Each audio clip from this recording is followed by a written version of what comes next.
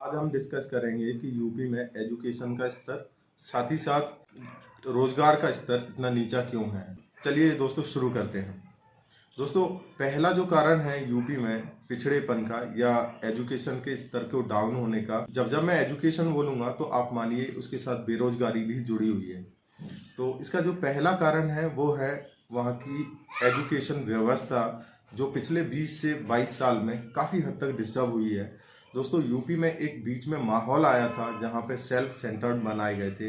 Education जो board exams थे उनको सेल्फ सेंटर बनाया गया था और वहाँ फिर एक नकल का माहौल क्रिएट हुआ था। तो उस समय जो लोग पास आउट हुए थे वो जॉब सर्च कर रहे हैं और जॉब सर्च के साथ में उनमें एक फ्रस्ट्रेशन है, क्योंकि उनके पास में एक 90% का सर्टिफिकेट तो है लेकिन वो उस जॉब को कैच नहीं कर पा रहे हैं, क्योंकि उनने जो 80% का सर्टिफिकेट लिया है वो नकल से लिया है। और जब वो एक्चुअल में कंपटीशन में बैठते हैं तो वो कंपटीशन में कहीं भी टिक नहीं पाते हैं, क्योंकि एजुकेशन डिस्टर्ब हुई तो उसके बाद की उनकी की सारी चीज़ें डिस्टर्ब होती चली जाती हैं। जैसे हायर एजुकेशन डिस्टर्ब हो गई, बहुत सारे लोगों ने फिर उन कॉलेजों को चुना जहाँ पे भी उन कॉलेजों में भी नकल होनी चाहिए, क्योंकि उन्हें जब 10th और 12th को नकल से पास किया तो मजबूरन उनको ऐसा कॉलेज चुनना पड़ेगा जहाँ पे नकल होती हो। तो एजुकेशन को डिस्टर्ब करने से ही सारी चीज़ें डिस्टर्ब हुई हैं। दोस्तों, बेरोजगारी का जो अगला कारण है मेरी नज़र में वो है यहाँ पर इंडस्ट्रियलाइजेशन की कमी। मैं जानता हूँ सारे लोग जानते हैं कि इंडस्ट्रियलाइजेशन की कमी है और मैं जानता हूँ गवर्नमेंट भी फोकस करती है कि यहाँ पर इंडस्ट्रियलाइजेशन हो। लेकिन दोस्तों, कभी आपने फोकस किया है कि मेनली यहाँ पर क्या इंडस्ट्रियलाइजेशन होना चाहिए?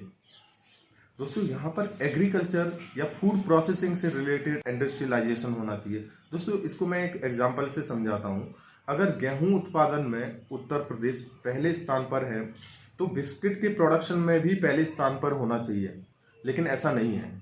वहीं अगर आलू के उत्पादन में यूपी पहले स्थान पर है तो वहीं आलू से बनने वाली चिप्स और उससे बनने वाले बाई प्रोडक्ट्स जो भी हैं उसमें भी पहले स्थान पर होना चाहिए, लेकिन ऐसा नहीं है।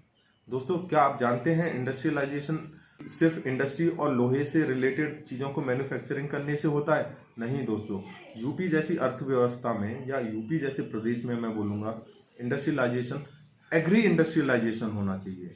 अगर कोई स्पेसिफिक एरिया आलू उगाता है तो आलू से चिप्स बनाने की फैक्ट्री उसी एरिया में होनी चाहिए। यूपी में फल सब्जियां भी सबसे ज़्यादा उगाई जाती हैं, जैसे टमाटो। आपको पता है टमाटर का प्रोडक्शन यूपी में होता है, लेकिन आपको पता है केचप का प्रोडक्शन जो उससे सॉस बनती है उसका प्रोडक्शन यूपी में सबसे अच्छा नहीं है। तो आप समझ सकते हैं कि जरूरी है कि यूपी में एग्रीकल्चर से रिलेटेड इंडस्ट्रियलाइजेशन होना चाहिए। यहाँ पर जो भी फसलें उगाई जाती हैं उसके लिए food processing industry farm level पर ही लग जानी चाहिए और वो पूरी मैकेनाइज्ड होनी चाहिए, एक बड़े स्तर पर होनी चाहिए। ऐसी मशीनों से होनी चाहिए कि जो इंपोर्ट की हुई मशीनें हों, जिससे कि मैन पावर कम लगे और एफिशिएंसी बहुत ज़्यादा हो। तो दोस्तों, सेकंड रीज़न ये है यहाँ की अनएम्प्लॉयमेंट का, और अनएम्प्लॉयमेंट से ही जुड़ा हुआ है माइग्रेशन। इसीलिए लोग यूपी से या जो भी नॉर्थ इंडियन स्टेट्स हैं वहाँ से माइग्रेट कर जाते हैं और उन जगहों पर चले जाते हैं जहाँ पर इंडस्ट्रीज़ हैं और वहाँ जाके छोटी मोटा काम ढूंढ लेते हैं और उसको करने की कोशिश करते हैं। दोस्तों, अगला जो पॉइंट है आपको याद होगा 2006 से लेके 2012, 13 और 14 तक पूरे देश में ही मैं तो बोलूँगा एक बीटेक इंजीनियर्स की, जो बीटेक करने के बाद जो लोग इंजीनियर बन जाते हैं उन लोगों की एक भीड़ तैयार हुई थी। लेकिन क्या उनको हम जॉब दे पाए? शायद नहीं, क्योंकि उस समय जो जॉब की डिमांड थी हम उसको फुलफिल नहीं कर पाए। दोस्तों, उसका सबसे बड़ा रीजन ये था कि जो जो बीटेक उनने जहाँ से की थी, जो प्राइवेट कॉलेजेस थे, आज वो मोस्टली बंद है। मैं देख रहा हूँ कि मेरे एरिया में अगर 100 कॉलेज थे उनमें से आज 80% बंद हैं, चाहे वो फंडिंग इश्यूज की वजह से हों या वहाँ उतने स्टूडेंट नहीं जा रहे हैं। लेकिन जब मैं 2006 से लेके 15 तक का या 14 तक के दरमियान मैंने देखा था, एक बहुत बड़ी भीड़ वहाँ से निकली थी जो बीटेक होल्डर्स थी, बट उनमें से किसी को भी जॉब एक स्पेसिफिक पैरामीटर पर नहीं मिली थी कि जिसके लिए एक डिसेंट सैलरी पर उनको जॉब नहीं मिली थी। मैं देख रहा था कि एक वेल्डर नॉर्मल वो भी उतने 7,000 कमा रहा है और एक बीटेक किया हुआ बंदा भी 7 से 8,000 कमा रहा है। तो ये बिग डिफरेंस मुझे देखने को मिला। और दोस्तों एक इंजीनियर 8 से 9 हज़ार की जॉब उस दरमियान कर रहा था। ऐसा क्यों? इसका सिंपल रीजन था कि जो कॉलेजेस, जो एजुकेशन और जो फैकल्टी वहाँ थी, उनने बीटेक के लेवल की उनको एजुकेशन दी ही नहीं। जब वो एजुकेशन उस लेवल की दी नहीं, उनको कभी वो कॉन्फिडेंस आया ही नहीं कि वो खुद की मैकेनिक इंस्ट्रूमेंट कुछ ऑपरेट कर पाएं या इनोवेट कर पाएं, या फिर जो भी स्ट्रीम से वो लोग पास आउट होकर निकले थे, उनमें उस स्पेसिफिक फील्ड में जाने का कभी कॉन्फिडेंस आ ही नहीं पाया। दोस्तों आप देखते होंगे बहुत सारे बीटेक होल्डर्स आज टीचिंग की जॉब कर रहे हैं। मैं तो बोलूंगा प्राइमरी टीचर की जॉब कर रहे हैं। आई मीन आप समझ सकते हैं कि अगर आपको प्राइमरी टीचर की ही जॉब करनी थी तो आपने बीटेक क्यों किया, और जब बीटेक किया तो फिर आप टीचर क्यों बने?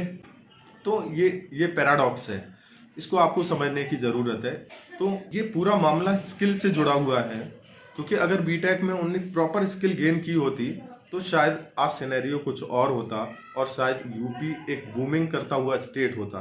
साथ ही साथ दोस्तों जिनने बीटेक की उनमें कभी उद्यमिता वाले लक्षण दिखे ही नहीं, क्योंकि बीटेक करने के बाद एक नए नए एंटरप्राइजेस खोलने का दिमाग में आता है, लेकिन इन लोगों को कभी आया ही नहीं।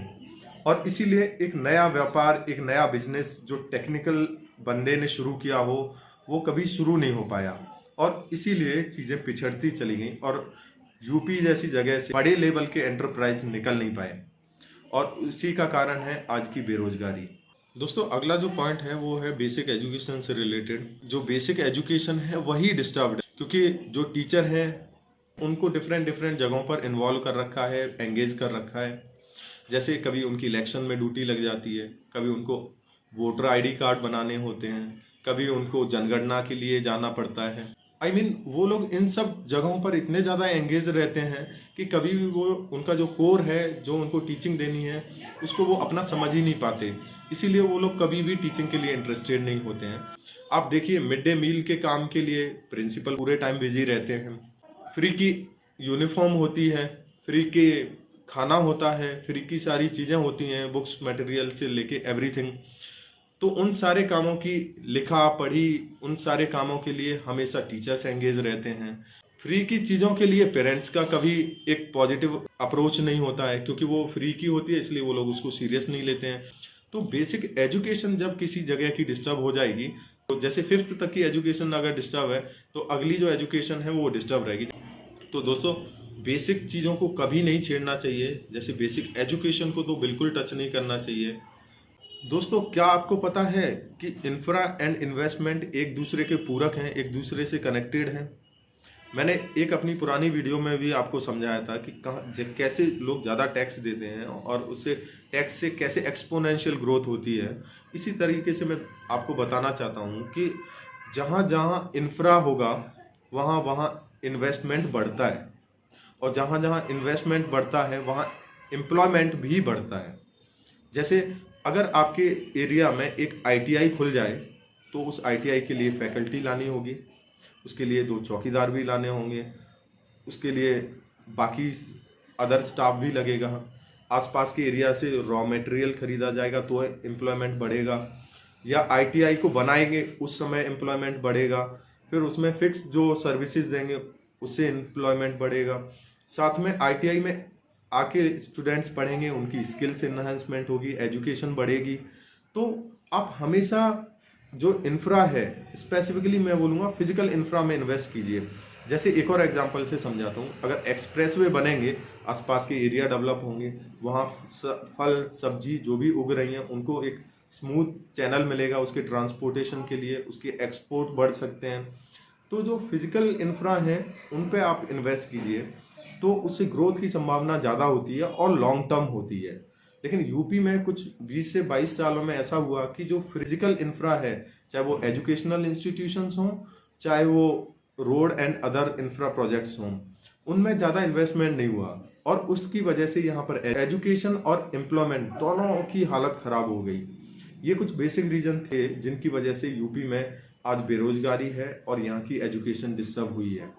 अगर आप किसी एक बेसिक चीज़ को पुश कर दीजिए, आप देखिए सारी चीज़ें अपने आप पुश होना शुरू हो जाएंगी और फिर से एक नए नॉर्मल में लौट के आ जाएंगी। वीडियो आपको कैसी लगी कमेंट करना, शेयर करना एंड सब्सक्राइब करना। Thank you.